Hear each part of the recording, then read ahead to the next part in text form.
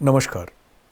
स्वयं से साक्षात्कार की इस कड़ी में आप सभी का हार्दिक स्वागत है।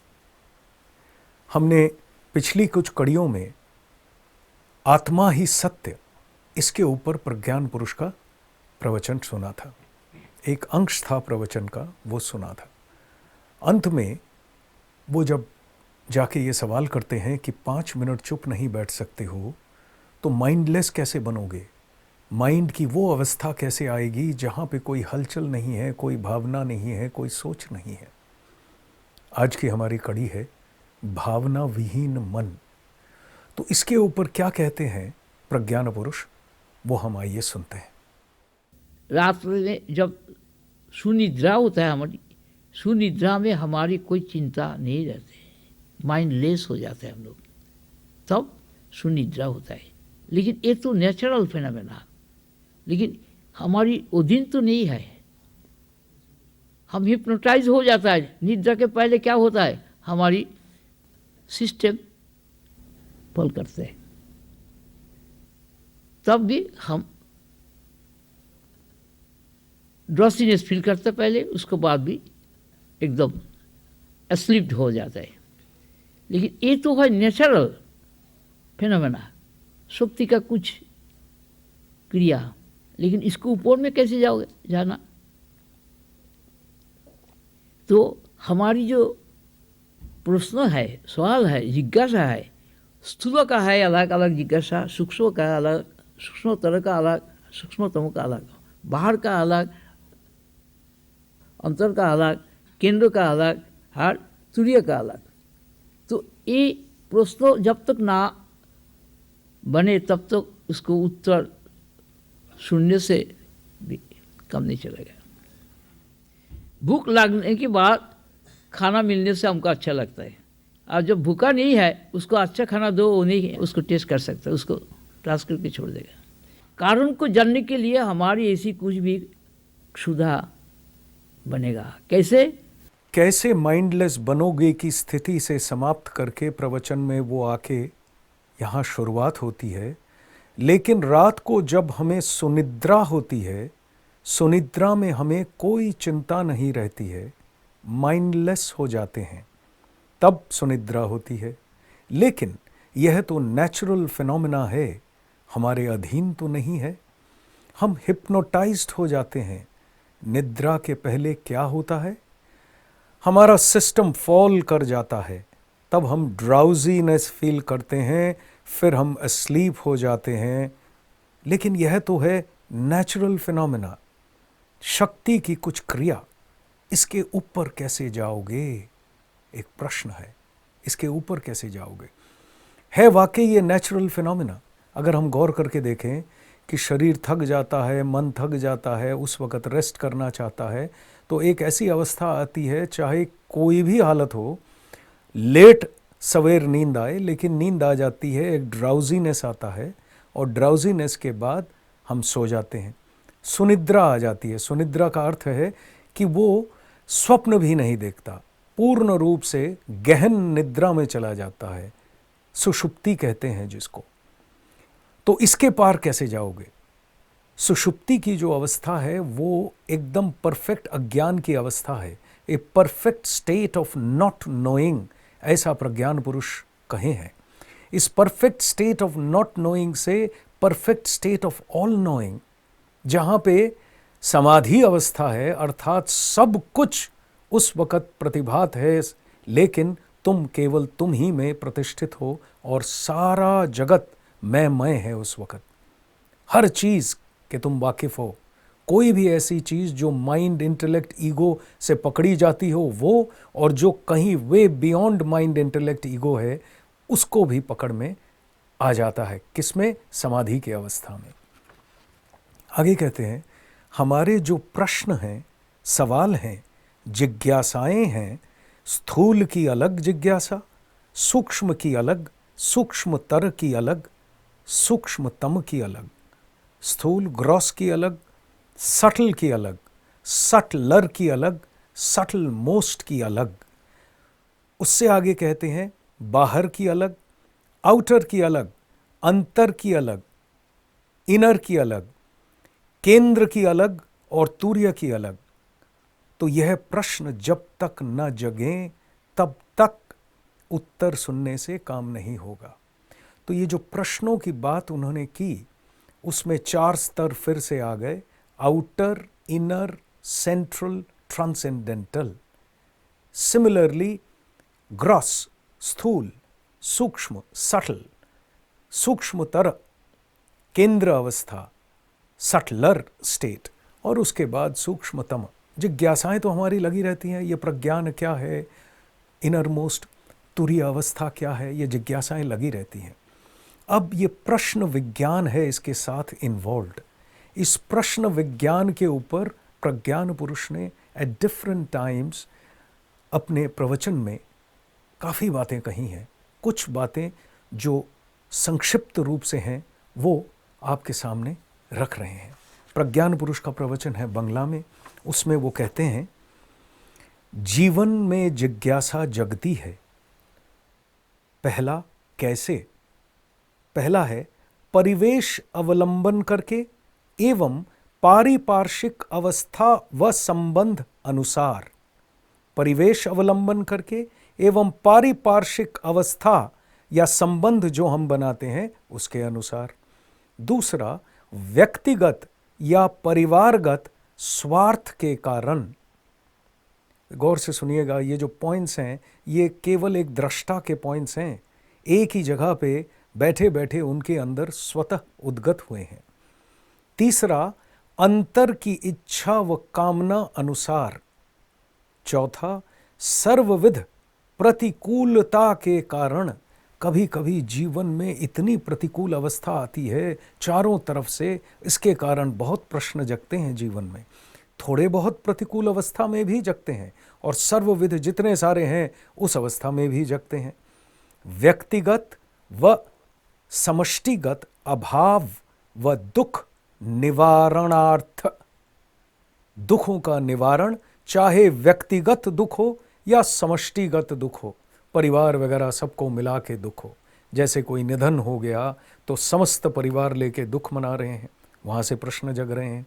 उसके अलावा कोई बहुत बड़ा नुकसान हो गया, कोई चोट लग गई इत्यादि बहुत सारे कारण संसार में होते हैं, जिसकी वजह से व्यक्तिगत तौर पे भी और परिवारगत समष्टि सबको मिला के उस तौर पे भी जो सवाल हैं वो जगते हैं। और जब अंदरूनी जगह पे पहुंचते हैं तो समष्टिगत सवाल हो जाता है यूनिवर्सल क्वेश्चन, ईश्वरीय क्वेश्चन, वो एक दूसरी स्थिति है। आगे कहते हैं, अदृष्ट व भाग्य का जो इफेक्ट आता है जीवन में, उसके कारण, विपर्यय के कारण, यह काल, ये काल, इस काल में, जिस काल में वर्तमान काल में हम जी रहे हैं, इस जीवन में और पर काल, आगे आने वाले जीवन में, उनके भोग के विषयों के बारे में, क्या कर लिया मैंने, क्या होगा आगे जाकर, इत्यादि इत्यादि। जन्म मृत्यु जरा व्याधि प्रसंग में बहुत प्रश्न आते हैं, जन्म मृत्यु जरा व्याधि के ऊपर हमारे। जीवन के उत्थान और पतन के कारण एवं अमृत मुक्ति शांति संबंध में, अंत में आके अमृत मुक्ति शांति के संबंध में। ये प्रश्नों की एक उन्होंने एक एक लाइन में एक्सप्लेन कर दिया, और इस एक लाइन के अंतर्गत बहुत हजारों प्रश्न आ सकते हैं डिपेंडिंग ऑन दी सिचुएशन। उस जो भक्त है, जो इंसान है, जो मनुष्य है, जो जीव है, वो जिस अवस्था में है उसके अनुसार। आगे कहते हैं कि जीवन के अन्यान्य प्रश्न या जिज्ञासा सब ही देश, काल, पात्र, घटना व कार्य कारण सापेक्ष है। देश यानी जगह, काल यानी समय, कार्य यानी जो हम कार्य करते हैं, कर्म करते हैं, कार्य है, कारण है, पात्र है, घटना है। ये सारों को लेके, ये घटना क्यों घटी, ऐसा क्यों हुआ, गौर करके देखिएगा। ये सारे पॉइंट्स ऑलमोस्ट कवर कर देते हैं हमारे जीवन के सारे प्रश्न। सर्वविध प्रश्न, उपरोक्त जो 10 प्रश्नों के पर्याय भुक्त हैं, अंतर्भुक्त हैं, उसी के अंडर में ये जो 10 पॉइंट्स दिए गए हैं, इसी के अंडर में सारे के सारे प्रश्न आ जाते हैं। सिंपल तौर पे एक उन्होंने एक एक लाइन की व्याख्या की है इसके अंदर, और कुछ नहीं। सर्वविध प्रश्न या जिज्ञासा अज्ञान तथा अविद्या से जात होते हैं। विद्या या ज्ञान में उनका निरसन होता है। पहले ही कहा गया है कि जीव तथा मनुष्य की स्वभाव प्रकृति गुण उपाधि द्वारा सृष्ट व पुष्ट और फिर गुण उपाधि द्वारा ही नियंत्रित व परिचालित है। जब गुण उपाधि द्वारा नियंत्रित और परिचालित है तो उन गुणों का जो खेल होता है, सात्विक राजसिक तामसिक, उनकी अपनी अवस्था के कारण तामसिक अवस्था बढ़ गई, उसके कारण राजसिक बढ़ गई, मिश्रण बढ़ गया इत्यादि बहुत सारे कारण बनते हैं जिसकी वजह से हमारे अंदर उतार चढ़ाव आते हैं, वहाँ से हमारे प्रश्न जगते हैं। ये हो गया एक पार्ट। अब देखिए और थोड़ा सा डीपर विश्लेषण है एक और प्रवचन में, यह भी बंगला में है, मैं आप लोगों को अनुवाद कर देता हूँ। तुम लोगों की अनंत जिज्ञासाओं को कंडेंस करके मैं 9 प्रधान जिज्ञासाओं में तुम्हारे सामने रख रहा हूं। जो जिज्ञासा निगेट हो जाने से शांति अपार मिलती है, ये 9 प्रश्न निगेट हो गए तो शांति अपार है तुम्हारे अंदर। यह 9 जिज्ञासाओं में 3 है जड़ भित्तिक, स्थूल भित्तिक, अर्थात बाहरी जगत से या स्थूल टाइप के बाहरी जगत से संपर्क रखने वाले। 3 है चेतन भित्तिक, हमारे अंदर चैतन्य का जो प्रकाश काम करता है उसको चेतन कहा जा रहा है, वो चेतन भित्तिक हैं, अर्थात सटल हैं, सूक्ष्म हैं और मनस्तर के लेवल के हैं। एवं 3 हैं मनातीत लेवल के। आगे कहते हैं, थोड़ा सा एक्सप्लेन कर रहे हैं, इंद्रियों के विषयों को ग्रहण करते हैं इंद्रियगण। जितने इंद्रिय हैं वो इंद्रियों के विषयों को ग्रहण करते हैं, इसलिए इंद्रियादि विषय से श्रेष्ठ हैं। विषय जो हैं, जो इंद्रिय ग्रहण करते हैं, ग्रहण करने वाला विषयों से श्रेष्ठ है। सो इंद्रिय जो हैं इंद्रियादि विषयों से श्रेष्ठ हैं। देखिए जो एनालिसिस भी आ रही है वो एक एनालिसिस का जो ढंग है वो भिन्न है, साधारण एनालिसिस से भिन्न है, क्योंकि ये दृष्टि एब्सोल्यूट की है। यही अभिनव चीज़ें हैं, मौलिक बातें हैं। एक ब्रह्मज्ञानी जब भी मुंह खोलता है तो उसके अंदर से जो चीज़ें निकलती हैं वो मौलिक होती हैं, ओरिजिनल होती हैं। सत्य वही था, वही है, वही रहेगा, लेकिन सत्य का युग उपयोगी प्रेजेंटेशन होता है एक ब्रह्मज्ञानी के माध्यम। हमारा समय समाप्त हो चला है। इस प्रश्न विज्ञान की बात को हम जारी रखेंगे अगली कड़ी में। तो हमारी प्रथा अनुसार आइए सुनते हैं प्रज्ञान पुरुष श्री श्री बाबा ठाकुर का उद्गत भजन।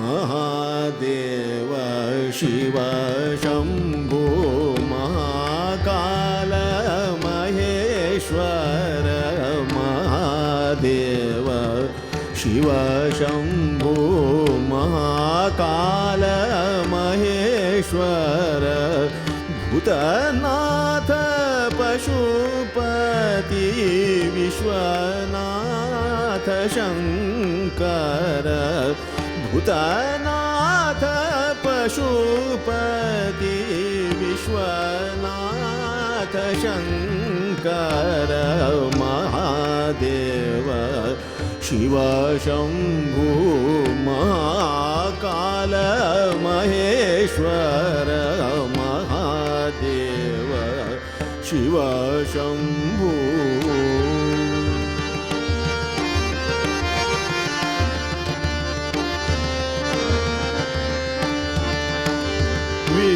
विरूपाक्ष ऊर्ध्वरेता देव देव हरिहर विरूपाक्ष ऊर्ध्वरेता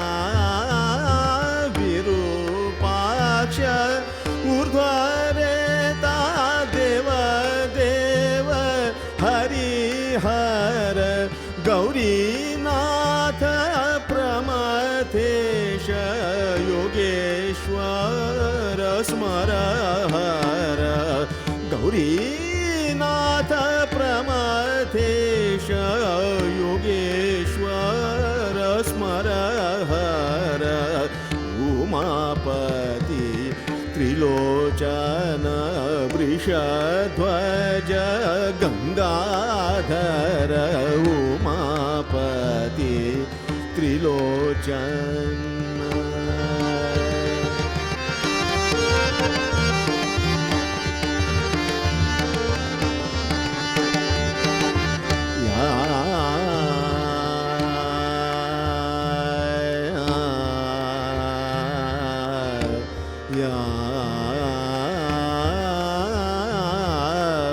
उमापति त्रिलोचन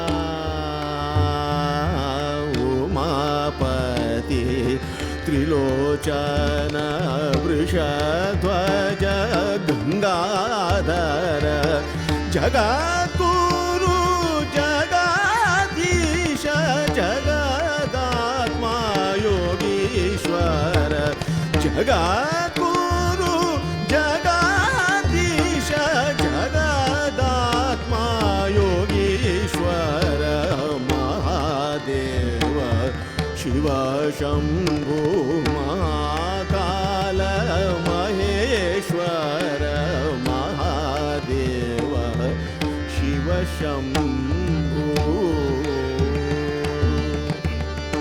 शिव शम्भु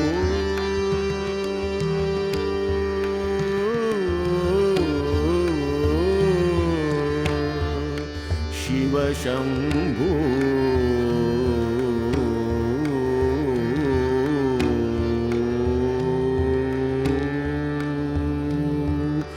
महादेव शिव शम्भु